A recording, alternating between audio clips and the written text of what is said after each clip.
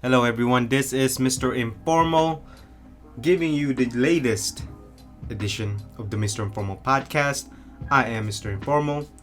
We are on the 105 episode edition, whatever you want to call it, of the Mr. Informal podcast. I hope you are doing well today, being safe. If you are going out, make sure to be safe.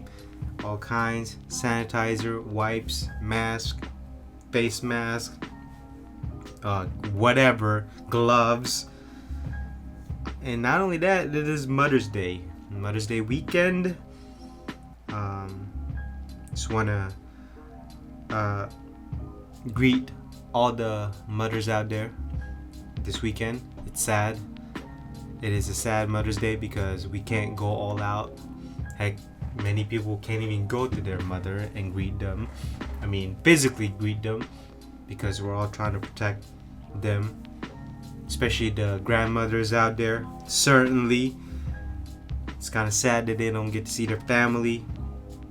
But in any case, do not forget to add me on Instagram, MISTERINFORMAL, and then check out my website, mrinformal.com, MRINFORMAL.com. So these are the 4 topics for today. Neiman Marcus has filed for Chapter 11.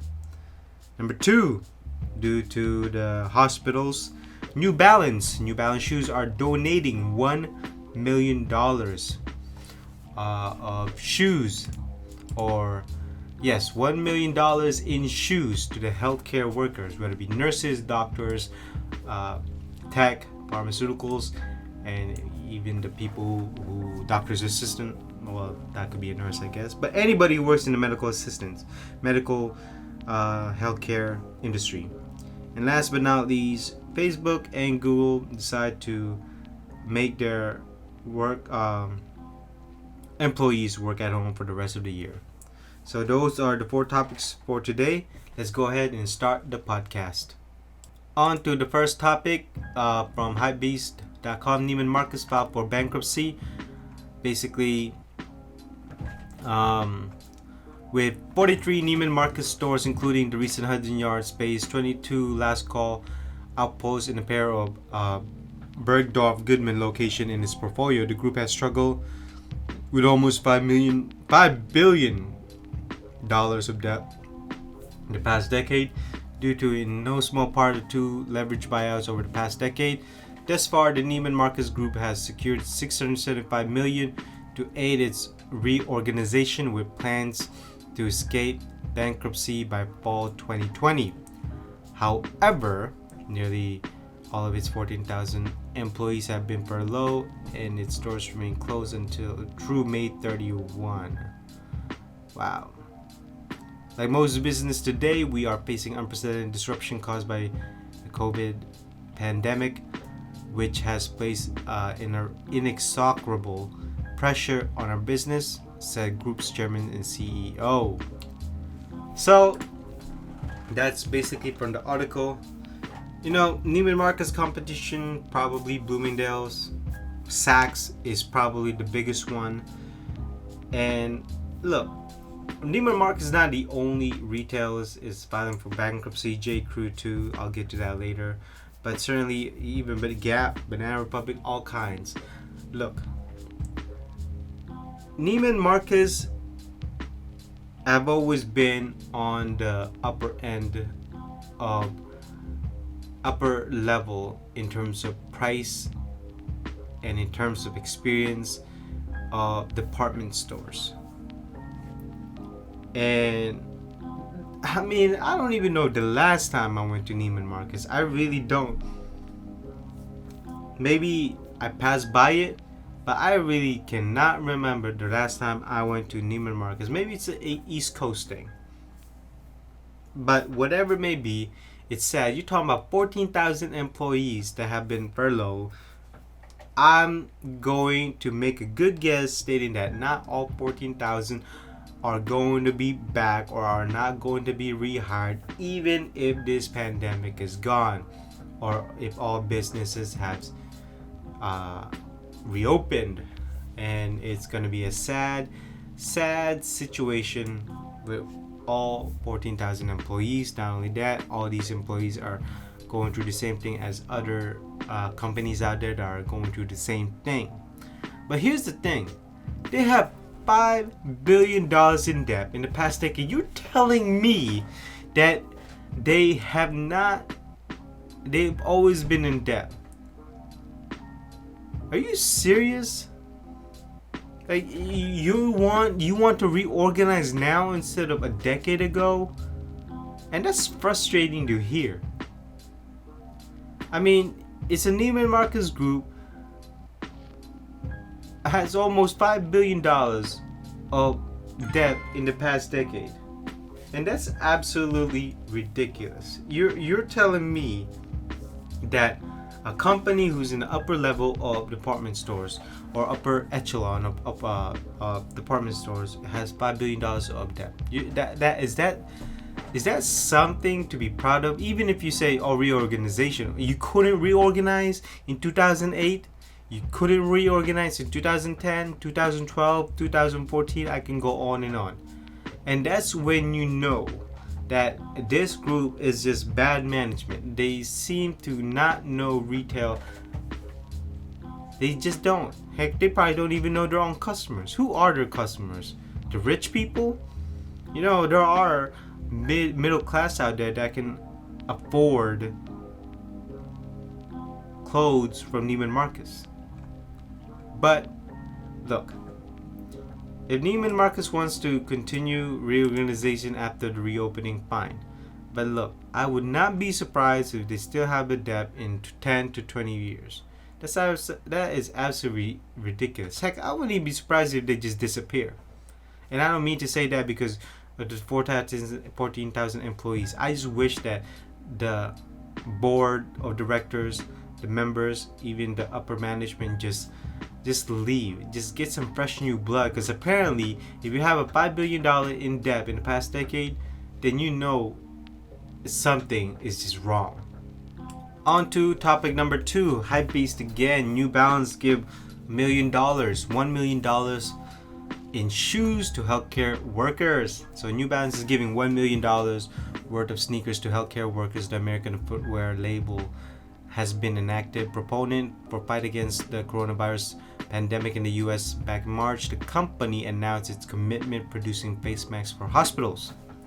So over 13,000 pairs of sneakers will be donated. In a statement, New Balance Vice President Global Marketing Chris David mentioned, New Balance and our athletes are proud and humbled to be able to show our immense appreciation to those sacrificing so much right now, the COVID-19 crisis.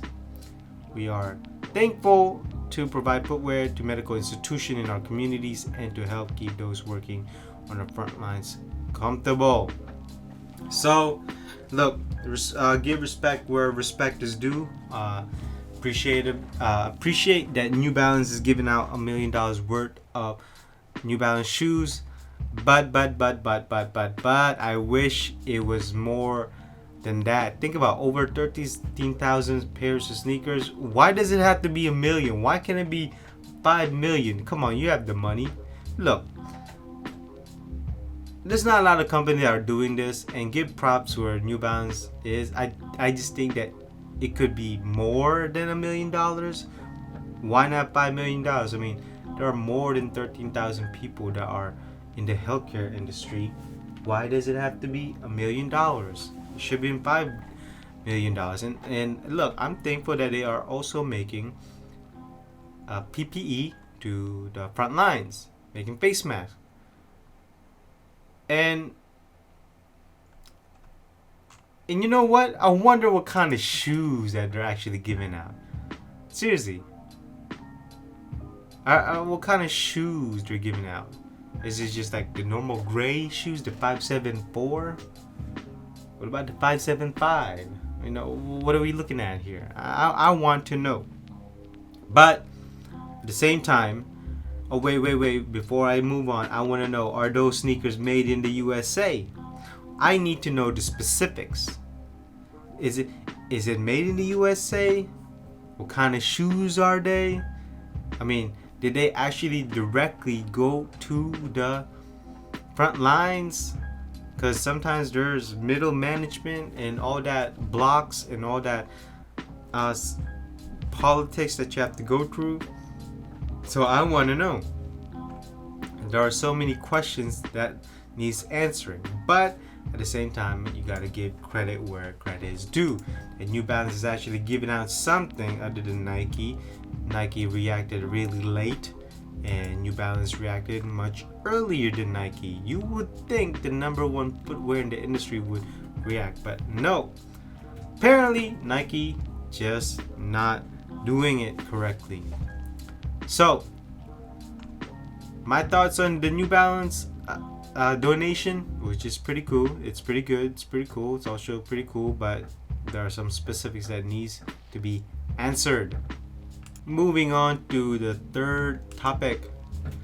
It is from pbs.org. J.Crew files for Chapter 11 bankruptcy as the pandemic chokes retail. The owner of J.Crew is filing for bankruptcy protection, the first major retailer to do so since the pandemic forced the closing of most stores in the United States.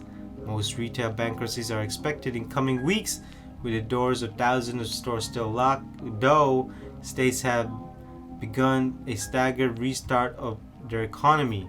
March sales at stores and restaurants had their most severe plunge on records dating back to 1992. Wow. Clothing sales fell more than 50% that month, and it has grown worse. J.Crew Lenders has agreed to convert $1.65 billion of its debt into equity. It's also secured commitments for financing $400 million from existing lenders, Anchorage Capital Group. So, even before this pandemic happened, J.Crew was in the looming, really close to filing bankruptcy. So, what did they do? Even last year, even 2 years before, the sales was going down. So there's my problem with a lot of retail stores. Why does it take a pandemic and some kind of global crisis to have these stores realize what the hell they've been doing for the past few years? Why? And I actually like shopping at J.Crew. I like J.Crew. I like their dock shorts. I like their shirts. I like the shoes, especially when they have Alden shoes. I like the sneakers that they have. The Nike, what's that, Hot Shot or Kick Shot, whatever it's called. They also have stands. Man, they have some exclusive items in there. They also have some interesting items. So, I mean, it's sad. Okay, it is absolutely sad. Not only that, later on the article, the company said on Monday that it anticipates its stores will reopen when it's safe to do so. In its last full years of operations, J.Crew generated $2.5 billion in sales, a 2% increase from the year before. J.Crew had aimed to spin off the successful Madewell division as a public company and use proceeds to pay its own debt. The company said that Madewell remained part of J.Crew Group, Inc.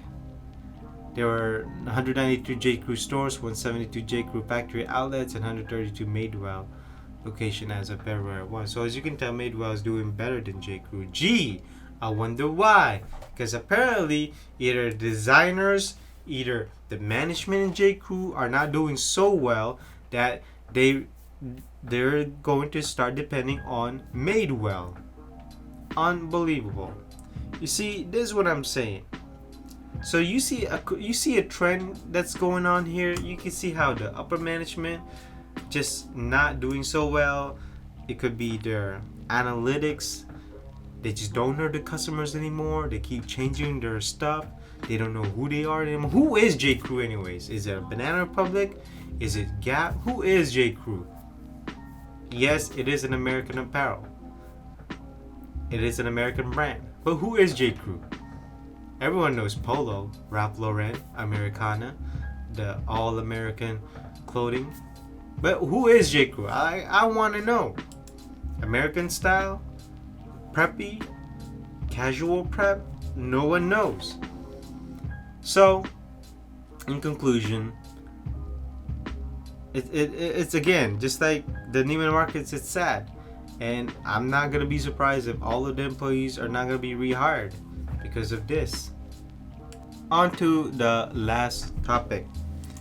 So, Facebook and Google have announced that they are going to have their employees work from home from today to the end of the year until 2021.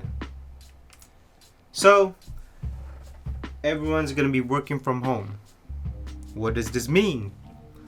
Well, it could be a domino effect where a lot of tech companies are going to make their employees work from home because sometimes you don't need to be at work. So if you're a coder, if you're in analytics, if you're modeling, if you are in customer service, you don't need to work from home. The company just need to provide the equipment for you to do that work. Not only that, there'd be less travel to go to work, less traffic. But that's only in the tech sector. Less pollution. I mean, there's a lot of tech out there. So California is certainly benefiting because Google and Facebook are located in California. Not only that, I mean, I wouldn't say the work is going to be slow, but you're going to see a lot of people are going to be working from home. There are going to be a lot more things that to do from home. And the company will save money. Google and Facebook will save money. They don't have to serve lunches. They don't have to serve employees coffee, whatever it may be. So a lot of their operation costs will be reduced. And especially their electric bill will be reduced because their company is not operating at 100%. It is just operating whatever, it could be 10%. So their electric bill will be reduced. That goes under the operation cost, which means that the operations cost is going to be reduced, which means that they're going to save a lot of money. So is the industry going to do the same? I don't think so, because not all companies are designed that way. Not only that, a lot of companies are not operating the same, meaning the employees are not doing the same job. So a lot of employees need to be at work because it could be packaged, they need to inspect something, they need to check something, they need to review something. And this also let us know that there's going to be a lot less physical meetings, which is going to be reduced exposure to the virus, or exposure to a group of people, lots of people. So certainly it's going to reduce exposure to the virus, essentially. And if you work in retail, that's not it. If you work in IT, then yes, I can see IT working from home. But sometimes, look, they said that their office is going to be closed. I mean, they're going to be open every day if you need to come to the office. That's only if. But it's still going to be open, which is pretty good. Sometimes you just need to go to the office to check something out, or you need to do something that you cannot do from home, especially when you're in IT or you're in a coder, whatever. So, is the industry going to be this way? Is there going to be a wave, a shock wave effect, or domino effect? No, there won't be. If you work in tech, doesn't have to be Facebook or Google, then yeah, I could see trickling to other companies. But is it going to be until 2021? That is the question. I don't know. No one knows. No one really knows. But is this going to reduce the effects of COVID-19? No. Because here's the thing. Once this opens, just because you don't go to work doesn't mean you're not exposing yourself to the virus. What if you want to meet friends? What if you go to the grocery stores? What if you go to the market? You're going to get exposed. So I see where they're coming from. But here's the thing. Is it going to reduce the exposure? I don't know. I really don't know. Because yes, these people are staying home, but they're not staying at home all day, every day, and all night. They have to go out somehow. So by going out, you're gonna get exposed, and that is the fault of this. And I think that's probably one of the reasons why not all companies are gonna do the same. Because yes, you're staying at home. Yes, you're reducing your risk, but at the same time, when you go to Costco, the supermarket, what is the point? You're exposing yourself, and you don't need 1 hour. You may, I mean, it could just take minutes or seconds to be exposed from the virus, and that is when we are going to the unknown. So that concludes this edition of the Mr. Informal podcast 105. 105. I hope you learned something today. I hope you have a good Mother's Day weekend. And man, it's one of the saddest days because we can't go out, we can't meet, we can't physically greet, we can't go out and eat, we can't present her with flowers. We have to have somebody present her with flowers, or we could just drop it off. It's not the same. So, in any case, do not forget to add me on Instagram, Mr. Informal, MISTERINFORMAL. Then check out my website, mrinformal.com, MRINFORMAL.com. And so, I will see you in the next podcast. Bye-bye.